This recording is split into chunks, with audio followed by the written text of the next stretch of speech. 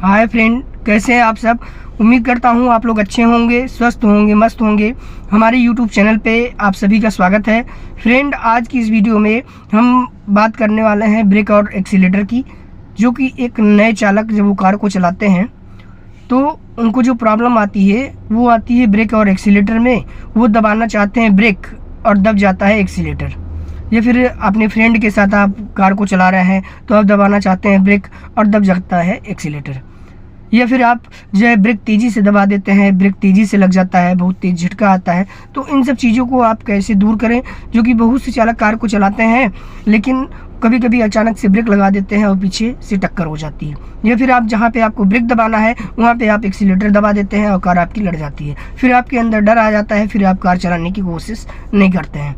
तो इसका जो मेन है क्लच, ब्रेक, एक्सीलेटर, ये तीन पे ही पैडल्स होते हैं मैनुअल कार में। जो कि प्रॉब्लम आती है, ये क्यों आती है? ये बहुत से चालक वो कहीं पे मोड़ पे या सामने कोई है तो उनका पैर चला जाता है एक्सीलेटर पे, वो दबाना चाहते हैं ब्रेक लेकिन दब जाता है एक्सीलेटर। तो ये बहुत से चालकों का प्रॉब्लम है। और अगर ये प्रॉब्लम जिनके साथ हुआ है वो इस वीडियो को ज़रूर देखें और आपका ये जो प्रॉब्लम है ये दूर हो जाएगा। बस ये आप सभी को ध्यान में रखना है कि कभी भी एक्सीलेटर से पैर आपको जब भी हटाना है तो आप 10 मीटर पहले पैर हटाइए। कभी भी आप कहीं भी मोड़ पे या जो है कहीं आगे भीड़ है, ट्रैफिक है, तो आप 10 मीटर पहले एक्सीलेटर से पैर हटा दें। क्योंकि अब की जो कारें हैं वो 20 की स्पीड में बिना एक्सीलेटर की चलती है कार आपकी सेकंड गियर तक। ठीक, तो ये आप लोग आदत बनाएं। दोस्तों, आप लोग देख रहे हैं ये तीन पैडल्स हैं। एक अगर आप लोग मैनुअल कार चलाते हैं तो मैनुअल कार में ये तीन पैडल्स होते हैं, जो कि ये जो एक्सीलेटर है इससे कार की स्पीड बढ़ती है। ये है ब्रेक पैडल और ये है क्लच पैडल। और ये जो ब्रेक और एक्सीलेटर होता है इसी का ज़्यादा यूज होता है कार में। अब ये जो ब्रेक है, ब्रेक दबाने का जो तरीका है, इसको हल्का सा टच करना होता है। क्योंकि अब की कारों में ABS है, मतलब अगर आप इस पर थोड़ा सा दबाव देंगे तो ABS एक्टिवेट हो जाएगा और कार आपकी झटके से रुकेगी। तो यही आप लोग नहीं समझ पाते हैं कि ब्रेक को हमको कैसे दबाना है।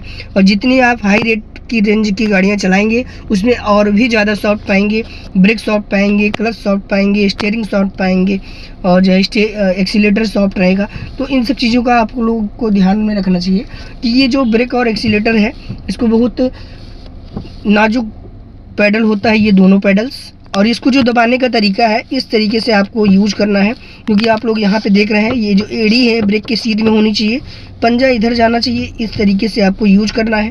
अब जैसे सामने किसी को आप देख रहे हैं, कोई सामने है, तो आपको यहाँ से पैर एक्सीलेटर से पैर हटा देना है, ब्रेक पे आ जाना है। केवल ब्रेक पे रखना है, हल्का सा रखेंगे कार आपकी स्लो हो जाएगी।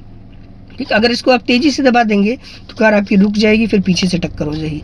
तो ये जो एक्सीलेटर पैडल है इसको आपको 10 मीटर पहले हटा देना है और ब्रेक पे आ जाना है। ठीक, अपनी ज़रूरत के हिसाब से ब्रेक लगाइए। और अगर कार की स्पीड कम हो गई तब आपको क्लच दबा लेना है।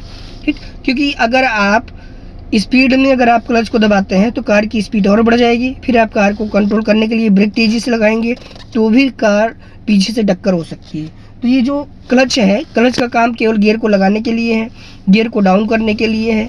या फिर जब हम कार को रोकते हैं तब आपको क्लच दबाना है, या फिर आप जब कार को स्टार्ट करते हैं तब क्लच दबाना है।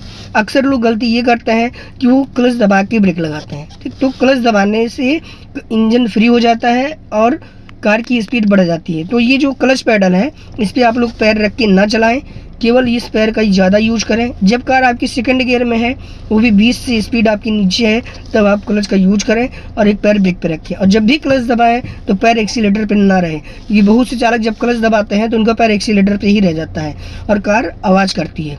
तो ये जैसे ही आप क्लच दबाएं पैर इधर रख लीजिए ब्रेक पे। ठीक, तो ये जो एक्सीलेटर दब जाता है ब्रेक की जगह एक्सीलेटर, ये सबसे बड़ा कारण यही है कि आप लोग तुरंत जाके दबाने की कोशिश करते हैं ब्रेक को। तो ब्रेक जो दबाने का तरीका है ये 10 मीटर पहले यहाँ से पैर हटा के एक्सीलेटर से ब्रेक पे रखना है और इसको धीरे धीरे दबाना है, हल्का हल्का। ठीक,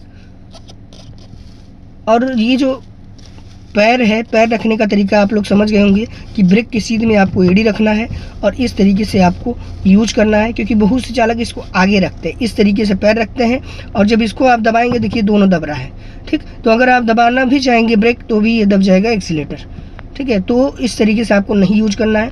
जब भी आप कार पे बैठें तो सबसे पहले अपना पैर एडजस्ट कर लें, क्योंकि जो कार चलाने का जो मेन पैडल्स हैं वो यही है, ब्रेक और एक्सीलेटर। ठीक है, बाकी तो क्लच का काम है गियर को लगाने के लिए, गियर को डाउन करने के लिए, या फिर जब हम कार को रोकते हैं तब। ठीक, तो ये आप सभी चालक जो नए चालक हैं, नए चालकों से ये प्रॉब्लम ज़्यादा आती है।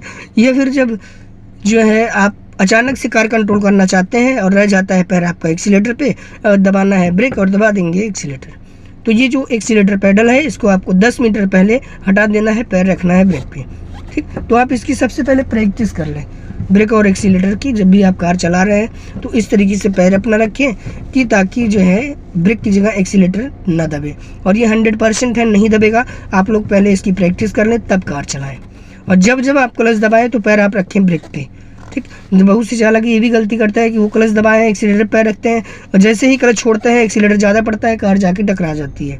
ठीक, तो ये भी आपको नहीं करना है कि जब भी आप क्लच दबाएं तो पैर इसको यहाँ पे रखें, क्योंकि क्लच के साथ एक्सीलेटर का कोई यूज नहीं है।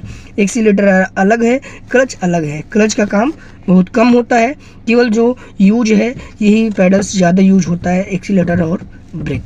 ठीक, तो आप लोग समझ गए होंगे कि हमको ब्रेक और एक्सीलेटर की प्रैक्टिस कैसे करनी है।